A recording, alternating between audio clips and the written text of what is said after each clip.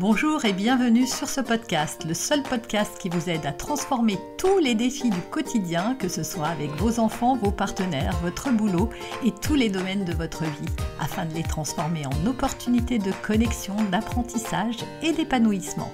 Je suis Noémie de Saint-Cernin, je suis coach conférencière, formatrice, auteure best-seller de plusieurs livres, mariée et maman de 3 enfants.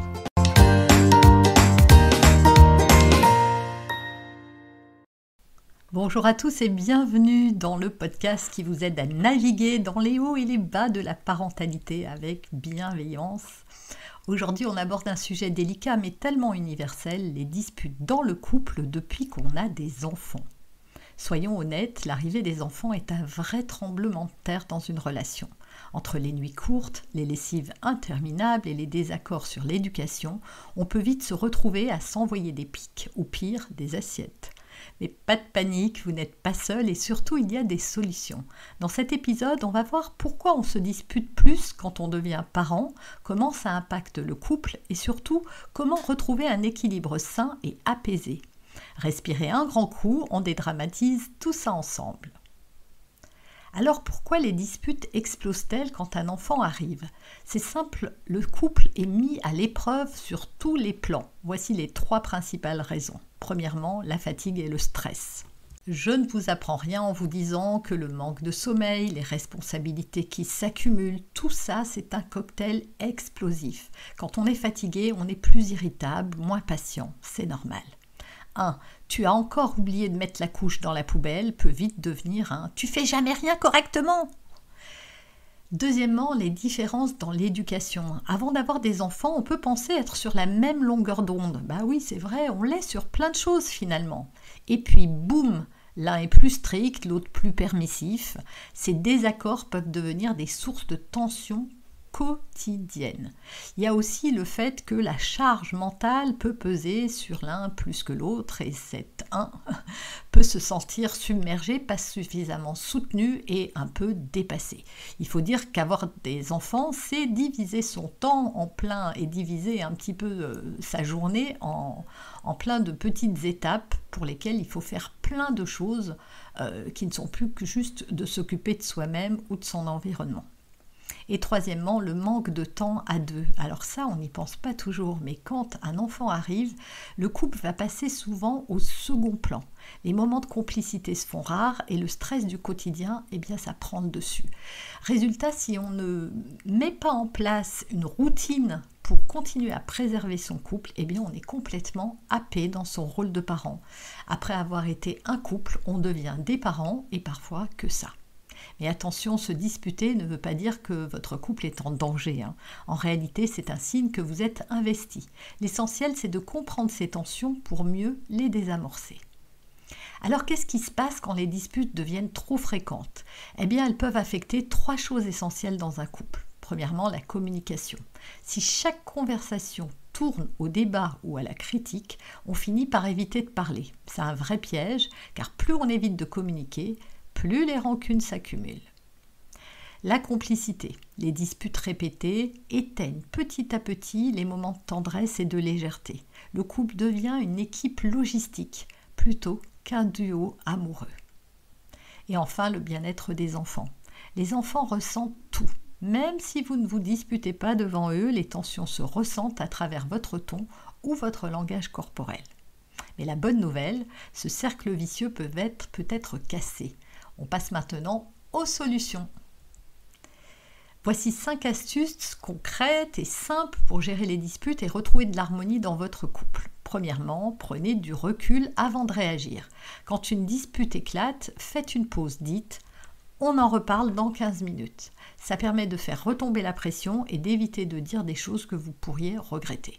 Si vous n'y arrivez pas parce que vous êtes très impulsif, vous pouvez en parler avant avec votre partenaire et avoir un signal que vous allez décider ensemble pour que l'autre vous montre que vous êtes en train de déborder de manière à ce que vous puissiez être réveillé. L'autre peut vous dire tout simplement je sens que nous allons nous disputer, il vaudrait mieux que d'en reparler dans 15 minutes, par exemple.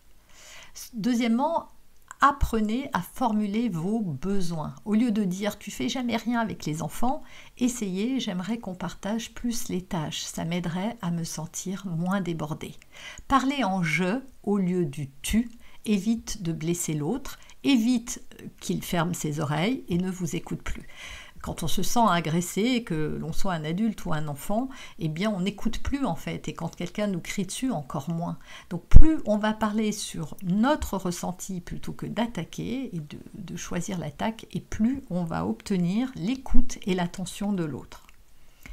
Troisièmement, réserver du temps à deux. Planifiez régulièrement des moments sans enfants, même si ce n'est qu'une soirée pizza-film à la maison. Ces moments de complicité, ils renforcent votre connexion et diminuent les tensions. Alors je sais que c'est pas toujours facile parce que certains vont me dire mais la soirée pizza-film à la maison, mais les enfants se relèvent sans arrêt, s'ils nous voient tranquillement sur le canapé avec une pizza, ça va pas se passer comme on a imaginé. Dans ces cas-là, allez ailleurs. Voilà, c'est sûr que c'est un petit budget, sauf si vous avez de la famille ou des amis, mais moi ce que je vous encourage à faire, c'est si vous n'avez pas le budget pour ça, ou que vous n'avez pas la personne de confiance, c'est peut-être au bac à sable ou à l'école ou je sais où, vous rencontrez des parents comme vous, qui ont sans doute les mêmes besoins que vous. Donc c'est de proposer un échange. Voilà, moi le jeudi je garde tes loulous et toi le mardi tu gardes les miens. Et on fait ça et on fait un petit roulement, échange de bons procédés. Et en plus je vous apprends rien en vous disant que vos enfants, quand ils ont des copains à la maison, c'est beaucoup plus facile. Quatrièmement, faites équipe. Rappelez-vous, vous êtes dans la même équipe. Un couple, c'est une team. Au lieu de chercher qui a raison, concentrez-vous sur le problème à résoudre. Dites comment on peut faire pour que ça se passe mieux. Voilà, parlez-vous, écoutez-vous. Parce que si vous laissez déborder ça, au bout d'un moment, il n'y a plus que de la frustration chez l'un comme chez l'autre. Donc on se ferme, on est blessé et on ne communique pas. Cinquièmement, ne laissez pas les disputes s'accumuler. Fixez un moment chaque semaine pour parler des frustrations avant qu'elles ne deviennent des montagnes. Vous pouvez appeler ça le débrief du dimanche soir par exemple. C'est un moment où chacun peut exprimer ses ressentis sans reproche, juste pour s'ajuster. En fait, ce qu'il faut faire, c'est laisser l'un parler de ses ressentis. L'autre écoute et n'a rien le droit de dire pendant ce temps-là. Puis, quand la personne a vraiment terminé, l'autre peut s'exprimer aussi sur ses ressentis, mais pas pour répondre s'il y a eu des choses, juste pour dire soi-même les ressentis. Et ensuite, chacun dit ce qu'il a entendu et retenu. Et ça, c'est vraiment un super exercice parce que ça permet de voir ce qui a capté l'attention du partenaire. Parce que ce qui vous paraît, vous, insurmontable, par exemple, ou très important, ce n'est pas forcément ce que l'autre trouve très important. Donc, quand chacun vous avez dit ce que vous avez retenu, c'est de reformuler chacun pour dire si, pour vous, il y a eu des choses qui ont été oubliées. Et ensuite, de chercher des solutions. Voilà, ça se fait en 4 étapes. Une chose essentielle à retenir, vous n'êtes pas seul. J'arrête pas de le répéter, mais je le sais, mais parce que souvent on croit qu'il n'y a que nous qui vivons des drames comme ceci. Non, tous les couples passent par des moments de tension, surtout avec des enfants. C'est pas un échec, c'est une phase d'adaptation. Ce qui compte, ce n'est pas d'éviter les disputes à tout prix, mais de savoir les gérer et d'en tirer des leçons. Et puis, il est normal de ne pas toujours être sur la même longueur d'onde finalement. Vous êtes 2 individus différents, vous avez vos propres besoins, vos propres façons de gérer le stress. Alors lâchez prise et arrêtez de viser la perfection. Le couple parfait n'existe pas. Voilà, c'est tout pour aujourd'hui. Si ce podcast vous a parlé, je vous invite à essayer une des astuces dès cette semaine. Et pourquoi ne pas organiser un débrief du dimanche avec votre partenaire pour ouvrir le dialogue ? Merci de m'avoir écouté, prenez soin de votre couple, de vous-même et rappelez-vous, chaque petit pas compte. Vous êtes en train de construire une belle histoire familiale, même avec quelques accrochages. Et on se retrouve la semaine prochaine pour un nouvel épisode. Vous avez aimé ce podcast, retrouvez-moi sur mes réseaux, Noémie de Saint-Cernin, sur YouTube et Instagram en vidéo, sur mon site internet pour des articles ou pour aller encore plus loin et suivre mes accompagnements. Des milliers de parents ont testé mes méthodes, pourquoi pas vous ? Et n'oubliez pas de laisser un avis 5 étoiles pour m'aider à diffuser mes graines de conscience et de bienveillance auprès de tous les parents.